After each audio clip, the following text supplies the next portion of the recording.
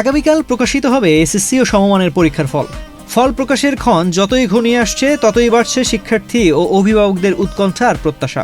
কাঙ্ক্ষিত ফলের অপেক্ষায় যেমন স্কুল কলেজগুলোতে উৎসাহ উদ্দীপনা, তেমনি আনন্দ ভাগাভাগির প্রস্তুতিতে ব্যস্ত মিষ্টির দোকানগুলো।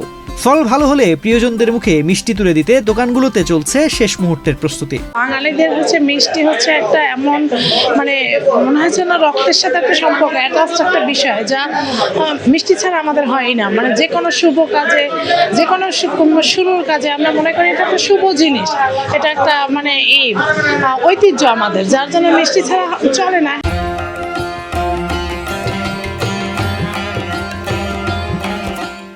দেখা যায় যে মিষ্টির চাহিদা বেড়ে যায়, কিন্তু মোটামুটি ওভারঅল সব কিছু ঠিক আছে, দাম তেমন বাড়তি দেখতেছি না। এখানে আগেও যেরকম ছিল এখনও সেরকম আছে, ভালোই। রেজাল্ট নিয়ে তো অবশ্যই অনেক ভালো প্রত্যাশা, সন্তানরা ভালো জায়গায় যাবে, ভালো কিছু করবে, বা ওরা একটা ভালো রেজাল্ট করলে ভবিষ্যতে তাদের উজ্জ্বল, এটা নিয়ে তো সকল বাবা মাদেরই অনেক প্রত্যাশা। এসএসসি ও সমমানের পরীক্ষার ফল প্রকাশ মানেই শিক্ষার্থী অভিভাবকদের আনন্দের দিন, আর সেই আনন্দ ভাগাভাগি করতে মিষ্টি কেনারও রয়েছে দীর্ঘদিনের রীতি। আগামীকাল ফল প্রকাশের কথা থাকায় রাজধানীর বিভিন্ন মিষ্টির দোকানে শুরু হয়েছে আগাম প্রস্তুতি। সম্ভাব্য বাড়তি চাহিদা মেটাতে কোথাও বাড়ানো হচ্ছে মিষ্টির উৎপাদন, আবার কোথাও নেওয়া হচ্ছে অতিরিক্ত স্টক। আগে যে চাপটা ছিল এর চেয়ে অনেক কম, বেচে কিনা দিকে সব দিকেই কম। অনেক দেশের অর্থনীতি ভালো না, ছাড় দেশের পরিস্থিতি ভালো না, এই দাঙ্গা হাঙ্গামা লাগিয়েই থাকে। চালাইতেছে রিজিকের মালিক আল্লাহ পাক, যেমনি চালায় তেমনি। আমার সমাধান হচ্ছে 2 কেজি, আমি কিনলাম 1 কেজি, একটা কথা দিদি ওই চলতেছে।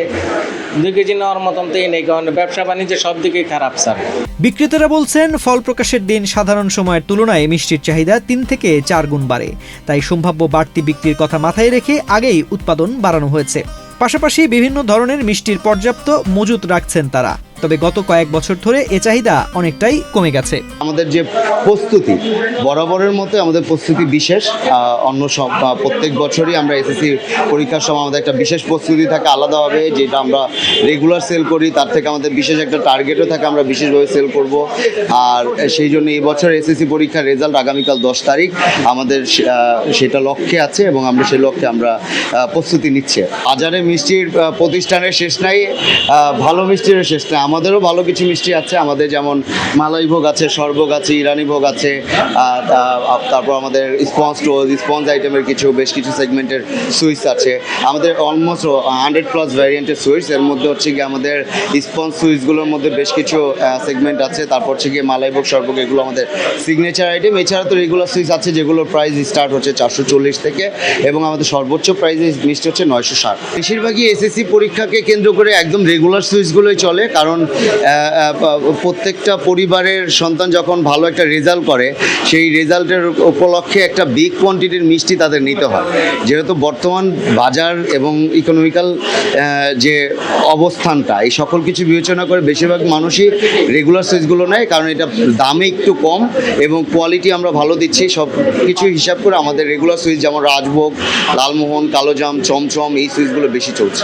অন্য দিনের মতোই রেজাল্টের সময় বা বিভিন্ন উৎসবের সময় আমাদের দোকানের একটা চাহিদাটা একটু বেশি থাকে। পরিস্থিতি আমাদের আগের চেয়ে মোটামুটি অনেক ভালো। তবে এবার শিক্ষার্থীদের ফলাফল কেমন হবে এবং আবহাওয়া কেমন থাকবে তার উপরও বেচাকেনা অনেকটা নির্ভর করবে বলে মনে করছেন ব্যবসায়ীরা। এসএসসি রেজাল্টে সবচেয়ে বেশি মোটামুটি প্রতি বছর সেল হয়। আমরা প্রতি বছর এইটার জন্য একটু এক্সাইটেড থাকি আসলে। আর বাচ্চারাও রেজাল্ট করে, সবাই প্যারেন্টসরাও আসে, খুশি মনে মিষ্টি নিয়ে যায়, আমরাও এটাতে আনন্দ পাই আর কি। লাস্ট 2-1 বছরই বা এবারও মানে লাস্ট 3 বছর মূলত চাহিদা আগের মধ্যে একটু কম আমরা দেখতে পাচ্ছি আর কি আসলে। তার কারণটা কি আছে?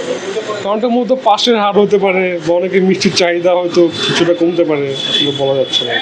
মিষ্টি যে তৈরি করে, মিষ্টির কারখানা বা মিষ্টির দোকান অহরহ, অভাব নাই, কিন্তু যেদিন রেজাল্ট দেয় ওই দিন মিষ্টির চাহিদা বেড়ে যায় এবং মিষ্টির দাম দ্বিগুণ হয়। এইটা এক ধরনের বড় ধরনের হয়রানি। এটা আমাদের সন্তান, আগামী দিনে আমাদের সন্তানেরা যারা রেজাল্ট দিবে তাদের অভিভাবকরা মিষ্টির দোকানে আসবেন, মিষ্টির আসার জন্য ভিড় পড়ে যায় মিষ্টির দোকানে। সেহেতু মিষ্টির দাম বাড়ানো এবং মিষ্টির ক্রাইসিস দেখা দেওয়া, এটা বড় ধরনের একটা পুকুর চুরি আছে, এর পিছনে বড় ধরনের একটা সিন্ডিকেট আছে। আগামীকাল এসএসসি ও সমমানের পরীক্ষার ফল প্রকাশের পর মিষ্টির চাহিদা কতটা বাড়ে সেটি এখন দেখার বিষয়। তবে ফলাফলকে ঘিরে সম্ভাব্য বাড়তি বিক্রির আশায় প্রস্তুত রাজধানীর মিষ্টির দোকানগুলো।